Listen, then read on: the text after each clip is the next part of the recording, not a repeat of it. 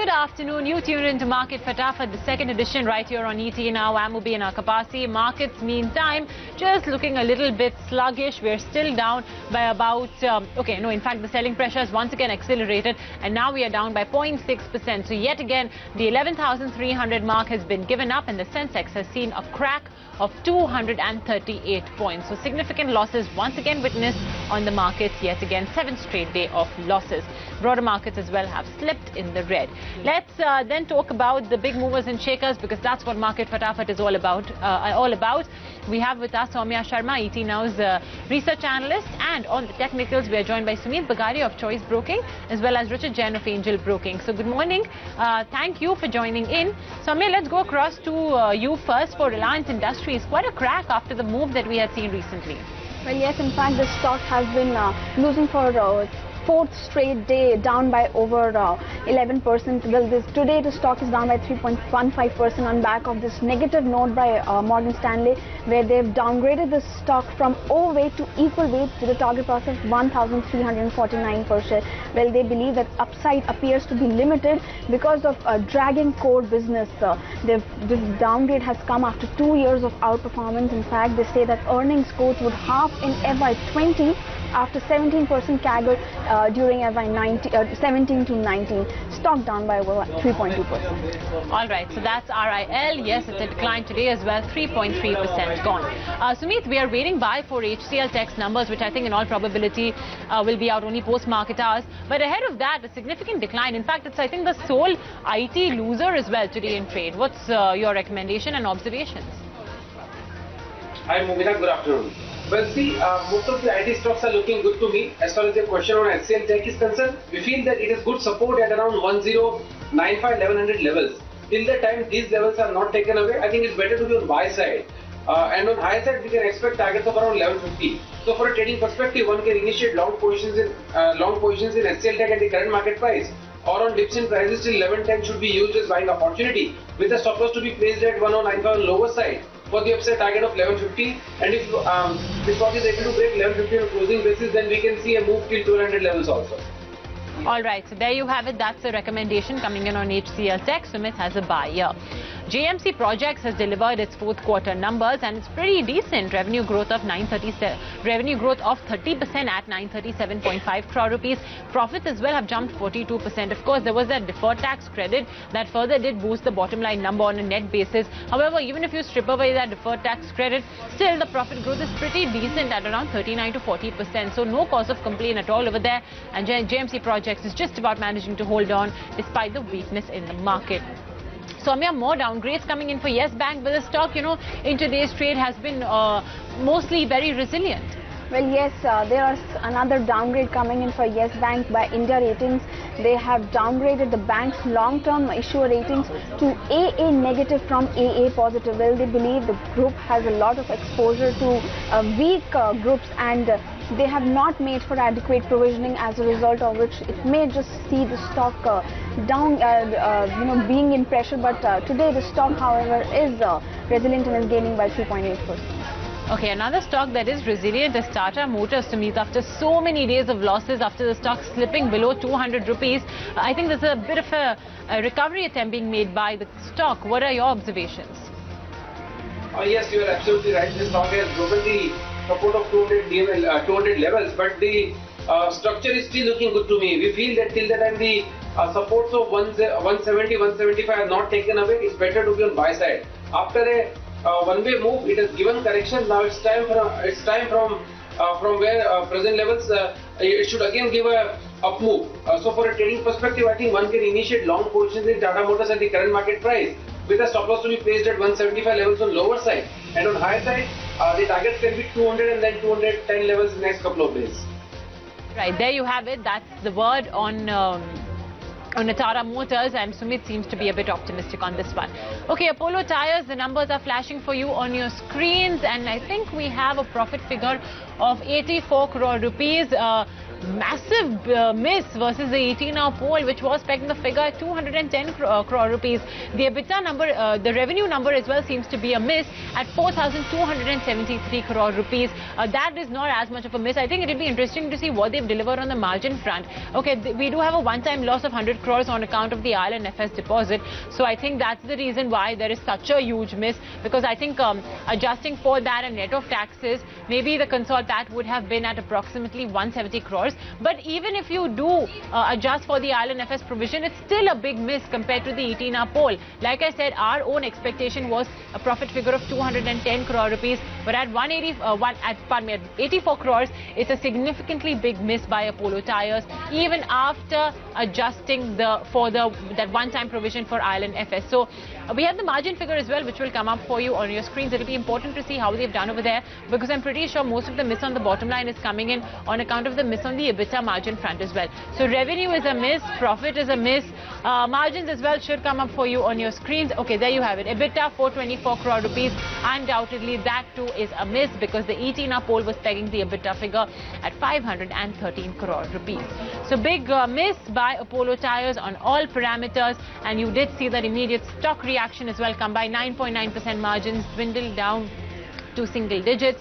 So on all counts, Apollo Tyres has delivered a miss on its fourth quarter numbers, and the stock price is duly reacting. Moving on to stock number 7 then, and Ruchit, Infosys. We were just flagging off those few pockets that are showing some green on the screen. So Infosys is one of them. Ruchit, what is your recommendation?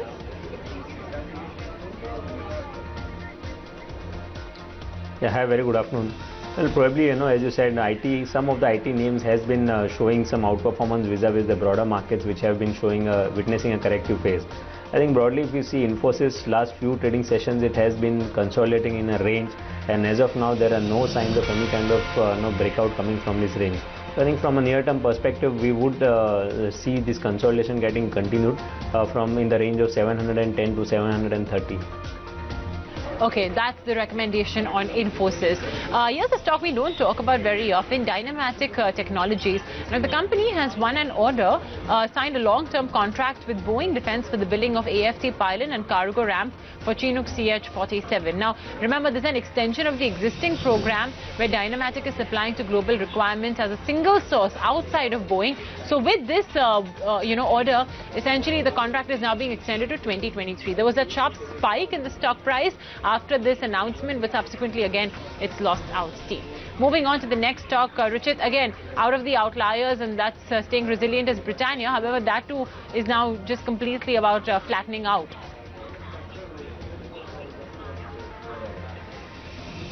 Well, if you see last few trading sessions, the prices have corrected very sharply post the announcement of its results. I think just because the prices have now trading around its long-term support, which is placed in the range of 2620 to 2650, we have been witnessing this pullback move today. I think one should not do any kind of bottom fishing as of now, because the volumes on this correction was quite high in last few days. So let the prices settle down, let there be some pullback moves with supported by high volumes, then only one should do any kind of bottom fishing here. Okay, and yeah, I remember Britannia along with a couple of other FMCG names has had a tough week. Soumya, what's the brokerage verdict on Shriram's fourth quarter numbers? Well, talking about Shriram Transport's number, firstly, the NII growth was weak owing to the margin pressure and also lower than expected AUM growth as far as Macquarie is concerned. They're still maintaining an outperform stance, but they have cut the target price from 1320 to 1265 rupees.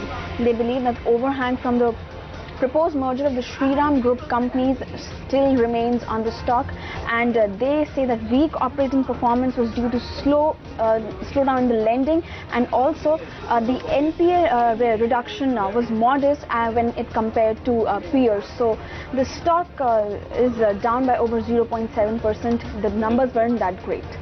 All right, yeah, we're down to 0.7% seen over there. Sumit, Dr. Reddy's is one stock that has been cracking for some time now. Today as well, the losses continue on this pharma major. What would you recommend here? Well, looks like that it can give some correction for next couple of days, and in next couple of days we can see a stock moving down till 2780 levels. I think it's quoting at around 2865, 2868 levels. That's the current market price. one can initiate sell positions for next 2 to 3 days time horizon with a strict stop loss to be placed at 28.95 on higher side for the downside target of 2800 and 2780 levels. Okay, that's the DRL for you, where Sumit is saying you should consider selling it off.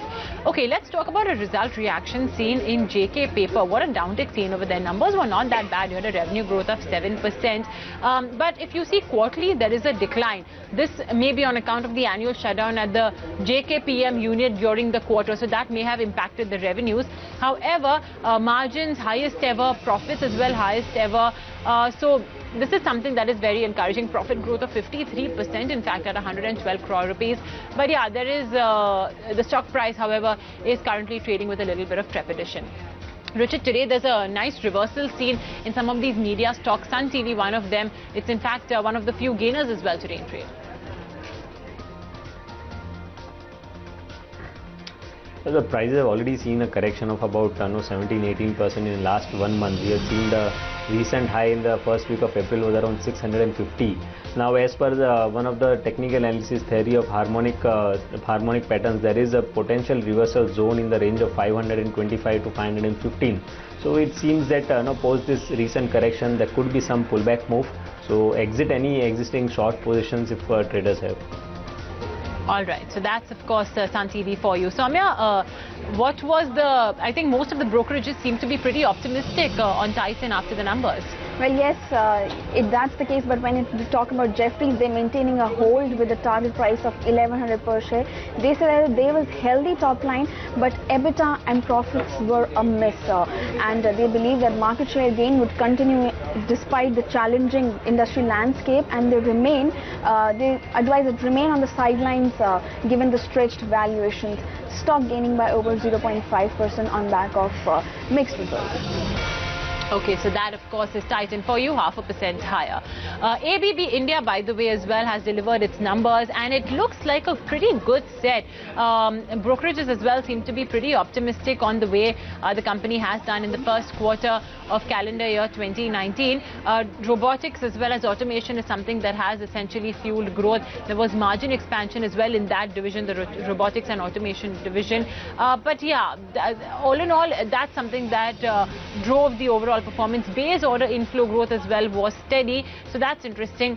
We had a net top line growth of 18%, profit growth of 13.4%. But of course, if we had to compare it with the ET Now poll, I don't think the picture was all that pretty, because while there was growth witnessed on both the parameters, there was a bit of a miss compared to the ET Now poll. So I think that is something that one must watch out for. We were expecting a profit growth, of a profit degrowth and top line degrowth, but this is what essentially ABB has delivered. Okay, well, let's continue with the countdown then. Soumya, Novelis has delivered its numbers, and on the back of that, brokerages are pretty optimistic on Hindalco. Well, yes, Novelis has reported its best ever adjusted EBITDA of over $357 million. In fact, the management has expressed their optimism on the good auto sector, saying the demand in US would be good, and they also say that outlook on the aluminium demand also remains firm in beverage cans. JP Morgan, in fact, after these developments, has said that they maintain overweight stance with a target price of 330 per share, with Novelis seeing good demand, and they expect to continue to see strong performance from segments and markets when it comes to Novelis. However, the stock is actually down by 1.2%. All right, well, we'll do one thing. We'll take a quick break right here on the show. Come right back for more big movers and shakers in trade.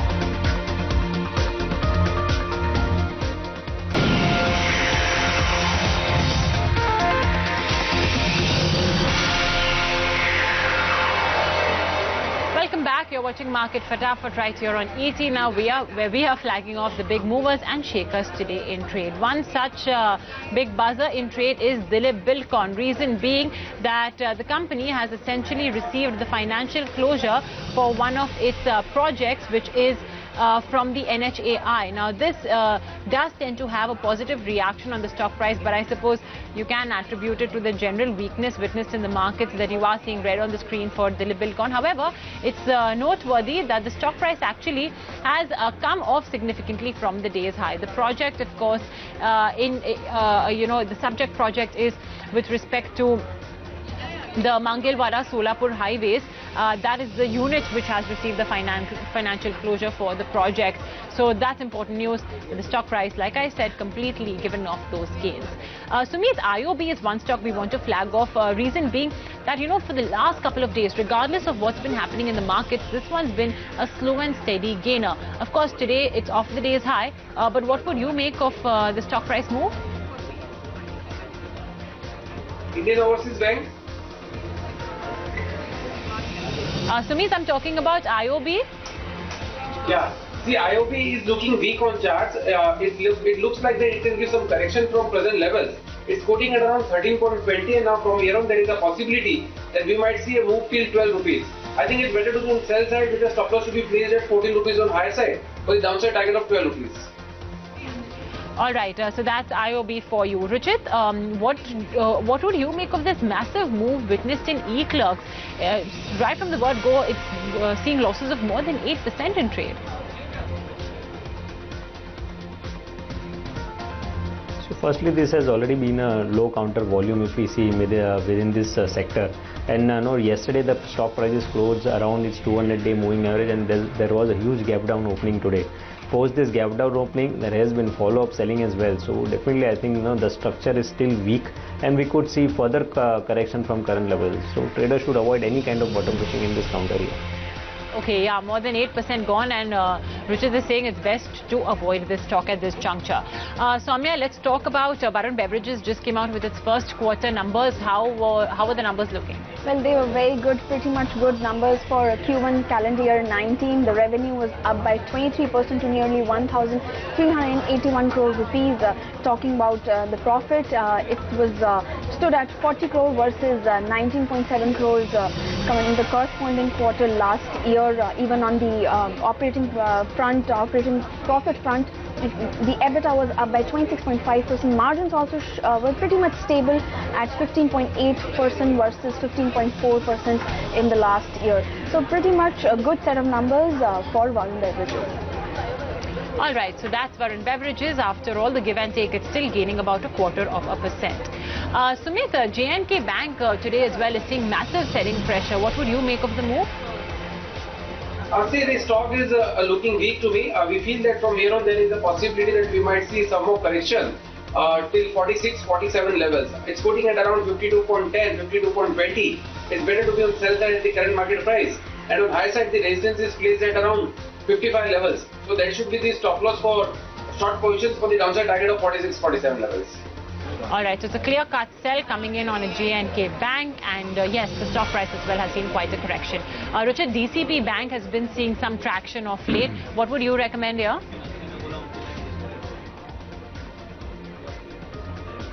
So although most of the banking names, especially the mid-cap space, have seen a massive sell-off in last few days, but DCB Bank has been one of the outperformer within this sector. Also in the recent move, the volumes are very good. So this is a good sign, at least for short to medium term.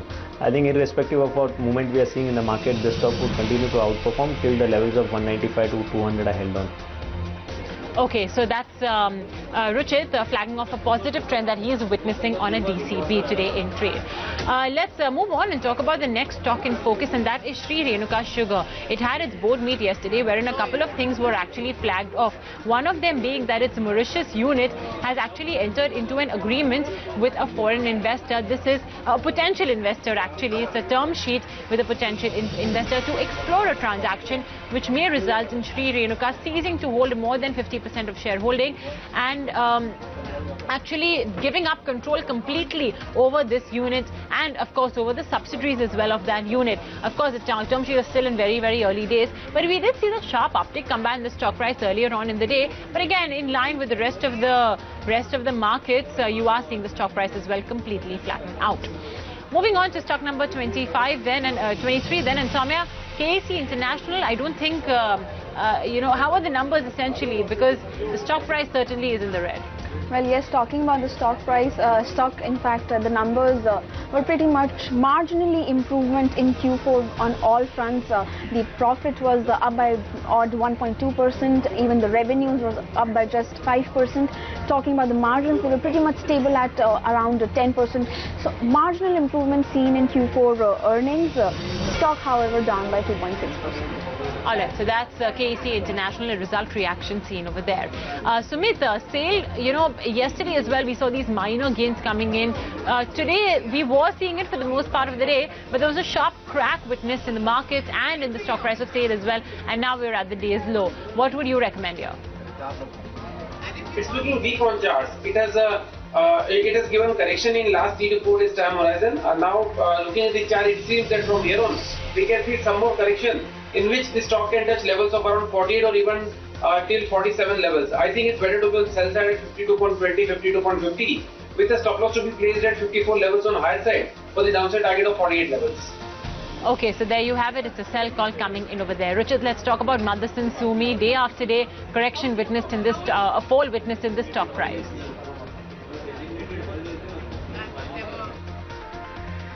So most of the names from the auto or auto ancillary sector have shown a big underperformance in last few months. In line with that, Motherson Sumi has also seen a correction in last almost 1.5 years now. Now, positional charts than 127 is a very crucial support for the stock. But as of now, there are no signs of reversal, although the stock is trading near its support. So I think traders should watch out how the the prices behave around this 127 support. What a decline witnessed in Sumi, now sub 130 rupees. On that note, Sumit as well as Richard, thank you for joining in and sharing your strategies with our viewers. Soumya, to you as well. Coming up next is Closing Trades. Stay tuned for that.